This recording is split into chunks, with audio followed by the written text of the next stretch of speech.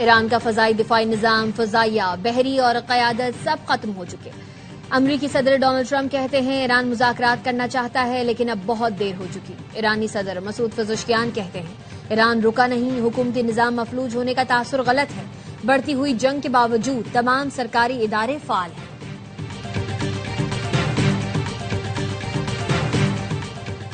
Israel का Tehran पर बड़ा हमला, ईरानी हुकूमत के आला तरीन हुकाम को निशाना बनाने का दावा। इसराइली फौज का कहना है 153 शहरों में 500 से जायद अहदाफ पर 1000 से जायद हमले किए गए।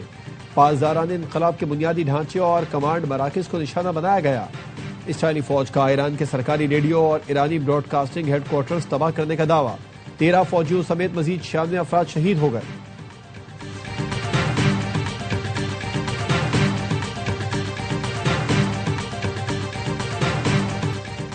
ईरान के खलीजी मुल्कों में अमरीकी अहदाफ पर हमले, बहरीन में अमरीकी बहरी हेडक्वार्टर्स, फजाई कंट्रोल सेंटर, तैयारों का ईंधन और आला अमरीकी कमांडरों की इमारत को निशाना बनाया गया। हमलों के बाद बहरी अड्डे से धुआं उठते देखा गया। सऊदी दारुल हुकूमत रियाद में अमरीकी सिफारत खाने पर ड्रोन हमला, अमरीकी सिफारत खाने से 2 ड्रोन टकराए, इमारत को आग लग गई। 8 ड्रोन को फजा में ही तबाह कर दिया गया।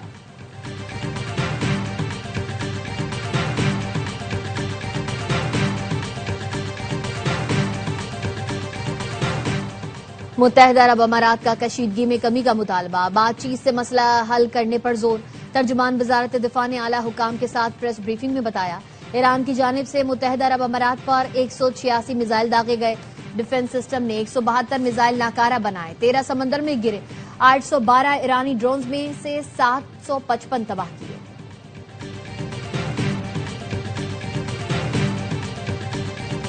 और ऑपरेशन गजब लिल हक के तहत पाक फौज की भरपूर कार्रवाइयां, अफगान तालिबान रजीम के 464 कारिंदे हलाक, 665 जख्मी। वजीर इत्तलात अता तारड़ के मुताबिक अफगान तालिबान रजीम के 192 टैंक और मुसल्लह गाड़ियां तबाह कर दी गई।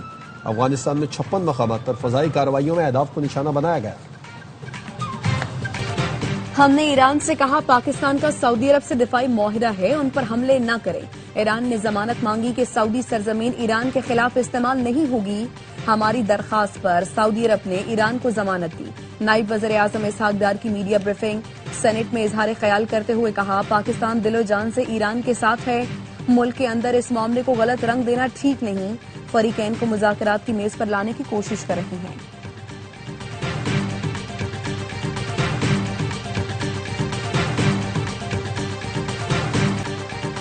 हम जंग पूरे खित्ते में फैलाना नहीं चाहते, लेकिन अमरीकी अड्डों की मौजूदगी ने इसे इलाकाई जंग बना दिया है। ईरानी वज़ीर ख़ारजा अब्बास अराग़ची कहते हैं अमरीका हम पर हमलों के लिए इसी खित्ते की सरजमीन इस्तेमाल कर रहा है। ईरानी वज़ारत ख़ारजा के तर्जुमान इस्माइल बकाई का कहना है ईरान मुज़ाकरात नहीं करेगा, वो लोग रुस्वा होंगे जिन्होंने मुज़ाकरात की आड़ में हमला किया। ईरान शैतान से लड़ रहा है। अरब दोस्तों से कहते हैं एहतियात करें। सेहोनी रिजीम जंग का दायरा वसी करने और दीगर मुमालिक तक फैलाने से नहीं हिचकिचाएगा। यूरोप को भी ईरान के खिलाफ जंग में शामिल होने से इज्तनाब करने का मशवरा दिया। ईरानी कमांडर इन चीफ के मुशीर इब्राहिम जब्बारी ने खबरदार किया आबनाए हुर्मुज से जो भी जहाज गुजारा उसे आग लगा देंगे। आबनाए हुर्मुज बंद है, यहाँ ना आए वरना सख्त रद्द अमल का सामना करेंगे।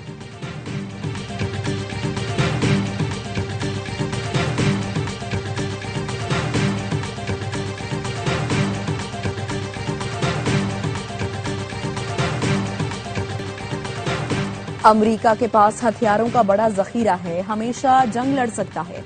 सदर ट्रंप ने एक्स पर लिखा हमारे आला दर्जे के हथियार दूर दराज मुल्कों में महफूज हैं, हम जीतने के लिए तैयार हैं। ईरान के खिलाफ जंग में मदद न करने पर अमरीकी सदर बरहम। कहा बरतानवी वज़ीर आज़म कियर स्टारमर ने मदद नहीं की, सोचा नहीं था बरतानिया की जानिब से ऐसे रवैये का सामना होगा। बहुत दुख हुआ, पहले जैसा ताल्लुक नहीं रहा। गुज़श्ता रोज कियर स्टारमर ने कहा था वो ईरान में रजीम की तब्दीली चाहते हैं, लेकिन फजाई हमलों के जरिए हुकूमत की तब्दीली पर यकीन नहीं रखते।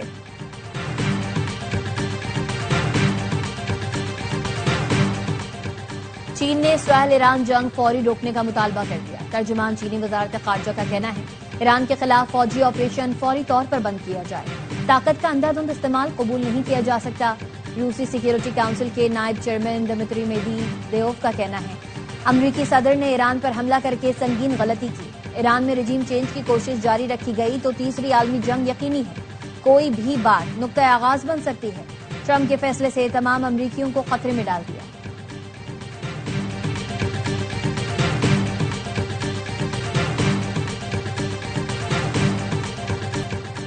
ट्रंप, नेतन्याहू और मोदी के खिलाफ मुकदमा दर्ज किया जाए। कराची का शहरी अदालत पहुंच गया। अदालत का नोटिस 5 मार्च को जवाब तलब। अदालत ने prosecution, SSP, complaint cell Keamari और एसएचओ डॉग्स को नोटिस जारी किया। दरखास्त गुजार ने मौकिफ अपनाया। इसराइल ने भारत के साथ मिलकर पाकिस्तान में अफरा तफरी पैदा की। मोदी ने अफगान तालिबान सरबराह के साथ मिलकर पाकिस्तान पर हमला किया।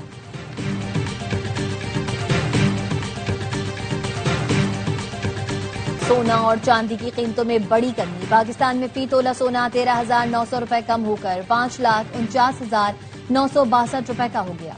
बैनुल अक़वामी मार्केट में फी औंस सोना $139 सस्ता हुआ। पाकिस्तान में फी तोला चांदी 1146 रुपए कमी के साथ 8,904 रुपए की हो गई।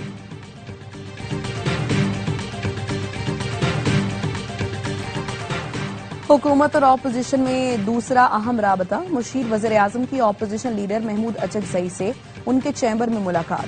राना सनाउल्लाह का कहना था कौमी सलामती से मुतालिक सूरत हाल पर इन कैमरा इजलास की दावत देने आए हैं।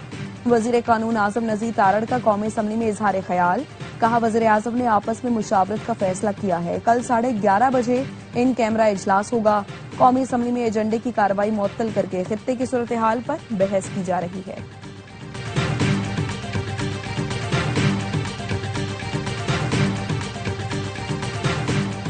तोशाखाना फौजदारी केस और बानी पीटीआई की शिफा अस्पताल में इलाज की मुतफर्रिक दरख्वास्तों पर समाअत। इस्लामाबाद हाई कोर्ट ने बानी पीटीआई को अस्पताल मुंतकिल करके दरख्वास्त पर रियासत को नोटिस जारी कर दिए।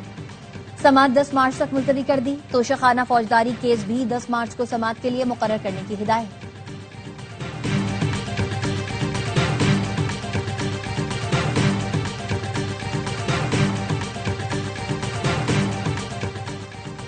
बानी पीटीआई की 6 और बुशरा बीबी के एक मुकदमे में जमानत कबल अज गिरफ्तारी का तहरीरी फैसला जारी। एडिशनल डिस्ट्रिक्ट एंड सेशन जज मोहम्मद अफजल मजूका ने लिखा तोशाखाना जाली रसीदों के केस में बानी और बुशरा बीबी की जमानत मंजूरी की जाती है। प्रोसिक्यूशन दोनों के खिलाफ कोई सबूत पेश नहीं कर सका। प्रोसिक्यूशन की जानिब से कहा गया रसीद सोशल मीडिया पर देखी, आज तक रसीद का फॉरेंसिक ही नहीं करवाया गया। प्रोसिक्यूशन बानी पीटीआई की अफवाज पाकिस्तान के खिलाफ तकरीर या सबूत पेश नहीं कर सका। एहतजाज के मुकदमात में बानी पीटीआई की जाए वक़ुआ पर मौजूदगी साबित नहीं होती।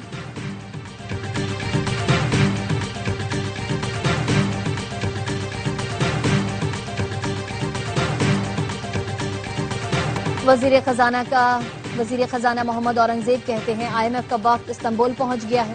अब वर्चुअल मुज़ाकरात होंगे। IMF वफ्द पाकिस्तान से 8 से 10 दिन वर्चुअल मुज़ाकरात करेगा, जिसके बाद 1 अरब 20 करोड़ डॉलर्स की किस्त फराहम करने का फैसला होगा।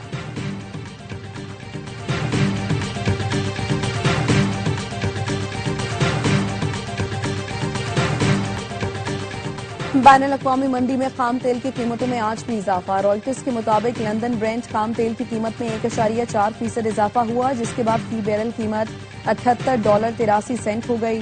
वेस्ट टेक्सास खाम तेल 1% इजाफे से $71.79 फी बैरल पर पहुंच गया। ईरानी हमले के बाद कतर ने LNG प्रोडक्शन प्लांट बंद कर दिया। गैर मुल्की मीडिया के मुताबिक हमले में प्लांट पर नुकसानात का जायजा लिया जा रहा है। इस प्रोडक्शन जोन से कतर दुनिया भर में LNG एक्सपोर्ट करता है। पाकिस्तान भी कतर से तकरीबन 5 LNG जहाज मंगवाता है।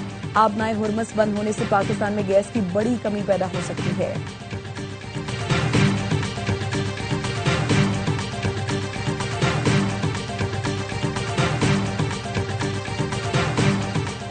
मशरिक़ वुस्ता में कशीदगी के बाइस पाकिस्तान से जाने वाली 116 परवाजें मनसूख।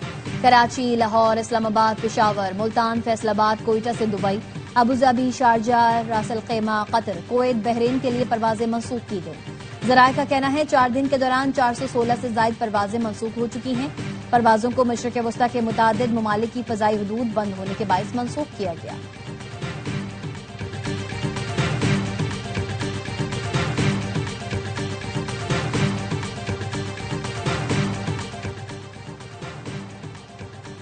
फ्लाइट ऑपरेशन मुतासर होने से वर्ल्ड कप खेलने वाली टीमें भी भारत में फंस गई। वेस्ट इंडीज और जिम्बाब्वे की टीमें सुपर 8 मैच खेलने के बाद वतन वापस न लौट सकी। जिम्बाब्वे की टीम को बरास्ता दुबई वतन वापस जाना था। वेस्ट इंडियन बोर्ड भी टीम की वापसी के लिए कोशिश कर रहा है।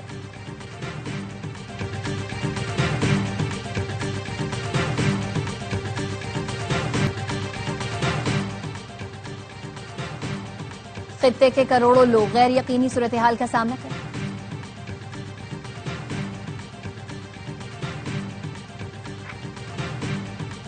मुल्तान सुल्तान्स की पीएसएल में वापसी, सियालकोट स्टैलियंस का नाम तब्दील कर दिया गया। नए पार्टनर की शमूलियत के बाद सियालकोट स्टैलियंस का नाम मुल्तान सुल्तान्स रख दिया गया।